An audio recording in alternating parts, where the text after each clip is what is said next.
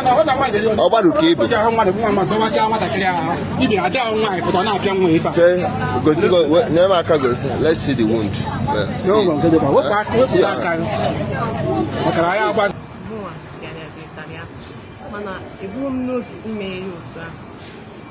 Ndewonu ụmụnne m ndị Igbo ndị ọma njem ọnụ, ekelekwa m unu.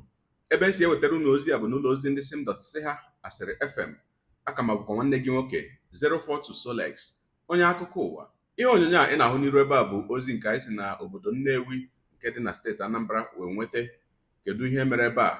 Ihe a bụ akụkọ gbasara nwata nwaanyị a ị na-ahụ na iru ya bụ ihe onyonyo, bụ onye nke ndị otu na-alụchitere ndị a na-emegbu ọgụ wepụtara ihe onyonyo ya, bụ otu ndị human rights. Ha nwetara ya bụ nwata nwaanyị onye nke bụ apa dị iche iche n'ahụ, dịka ihe akụrụ ya akụ, ihe eji ụtarị wee kụọ ya, amalite jụwa ya bụ nwata nwaanyị. Agaghị m akpọcha ya nwata nwaanyị maka na ọ sị na ya dịzi afọ 19, ya bụ 19 years. Onye dịzi afọ 19 aghọọla agbọghọ. Ajụọ ya bụ nwa agbọghọ, kedu ihe mere gị, kedu onye kụrụ gị ha? Ọ sị na ọ bụ onye ya na ya bi, na ọ bụ nwa nwaanyị ya na ya bi. Asị ya kedu nwaanyị gị na ya bi? Ọ sị mba, na ọ bụ nwa nke nwaanyị ahụ, nwa ya nwaanyị bụ ihe kụrụ ya bụ ihe. Asịkwana ya kedu ihe mere o ji wee kụọ gị ụdị ihe dị otu a ma nye gị apa niile? Ọ sị na ọ bụ na ya were mmanụ a na-ete n'isi, bụ nke ama dịka hair relaxer. Dịka ha bụ ndị otu human rights nụchara akụkọ ya, ha sị nwaanyị, kedu nwa gị nwaanyị onye nke a sị na ọ kụrụ ya ihe? Ọ sị na ọ nọghị, na ọ gawara ọrụ. Ha kpọwa asịsị nke nwaanyị na achọrọ ịhụ ya. Emechakwanụ nke nwaanyị bụ onye kụrụ ya bụ nwata nwaanyị ihe wee bata. Ajụwazianụ ya kedu ihe mere iji wee kụọ nke nwaanyị a nke obere ihe dị otu a.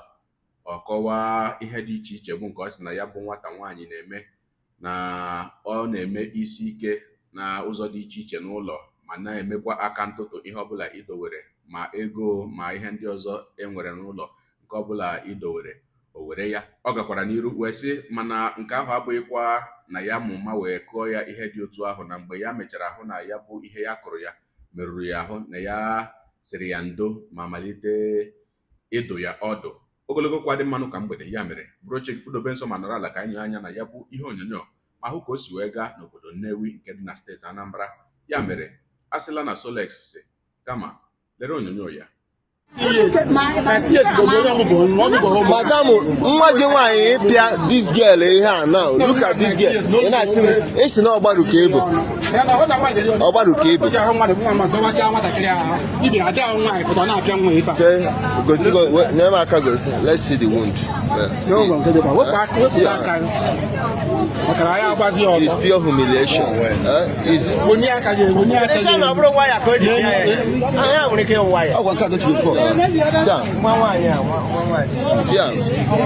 Siam, humiliation. So you are from where? Obaru. Which side of Obaru? Ogui Belemiri. Okay. You live with your mommy's sister. Okay.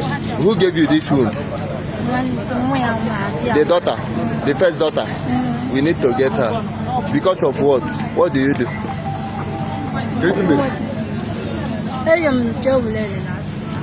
Relaxer. Kiwoje. Madam, how many years, Kede? How many years are you? No, the last 19 years. Okay. No problem. You get us your daughter. Where is the woman? Sorry. You get us your daughter. You get us your daughter. You are from where, madam? Ndoni or Nobaru? You get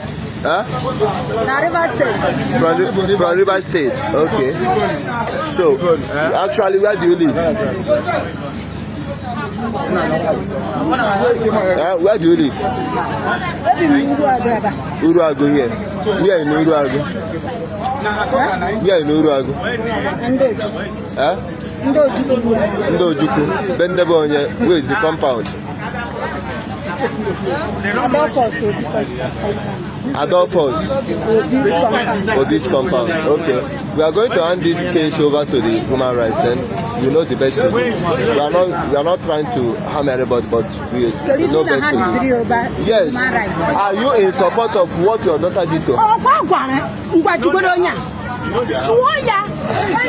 Yeah, you have all seen. Actually, this is the sister that gave the mark that flogged the girl that live with them. You understand? We eventually invite the security officers invited her. She came to the office. Already the mother was detained till she arrived. So we want to actually know. Tell us who among them flogged you. Auntie. So Oroma. No Nyenka. This your auntie. Okay, fine and good. And the only way call email. But we hear from her. So actually, no get here later. Get off of you. Okay, huh? Ogodoba. From where? From Abia State. From Abia State. So, if we go here now, then what do you have to say?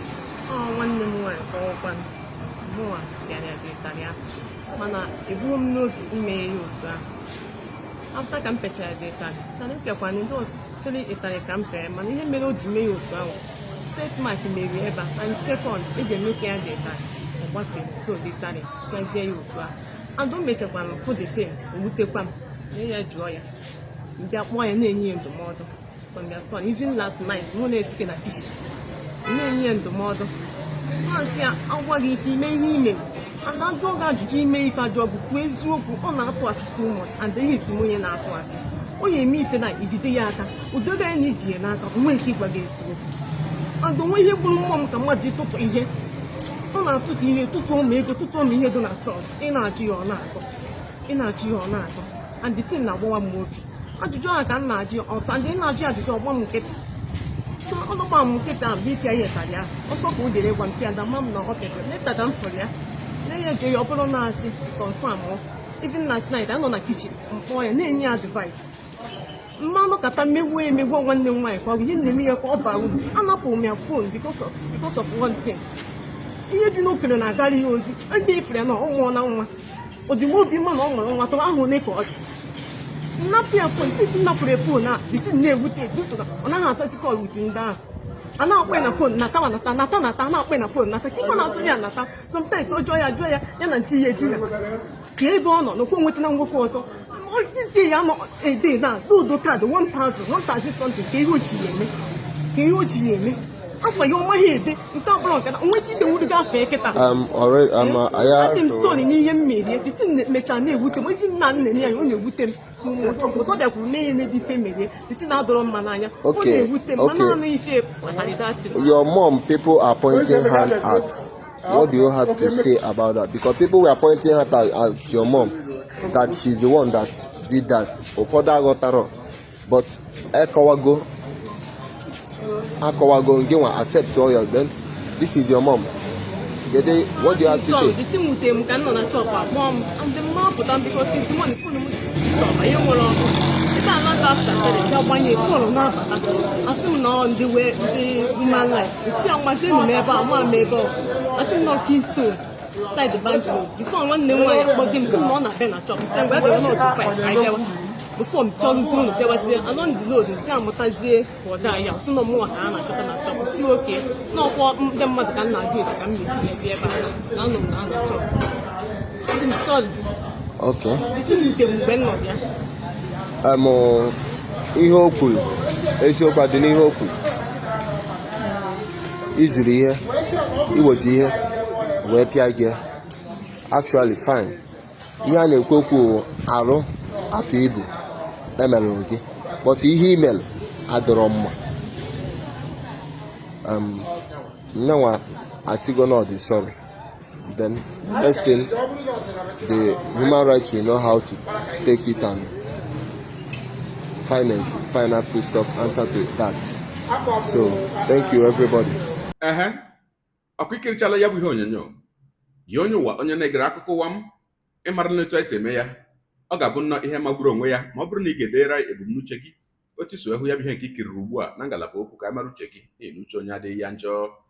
Daalụkwa gị onye na-eso eburu anyị sonye, ekelekwa gị na-asị gị jide ka iji onye asị ya jide ka o ji ịmara na ka o ji kacha mma. Ekpere m bụ na Chineke nna ga na-anọnyere gị ọpụpụ gị na mbata gị na-etinyere gị aka n'ezi ihe niile ka ị na-eme. Gị taa bụkwanụ mbụ ị na-ahụ ihe onyonyo anyị, asị gị nnọọ onye gị na ya ka nọkwa bụ 042 Solex, onye akụkọ ụwa n'iru akwụkwọ efere mba ụwa.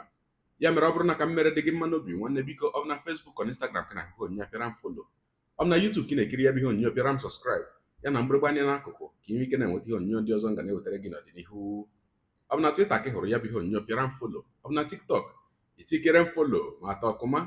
Igbo ndị ọma njem ọnụ, Igbo mụrụ nze mụ ọzọ, ekelekwa m unu wee na-asị na ọ ga na-adịrị unu niile mma o.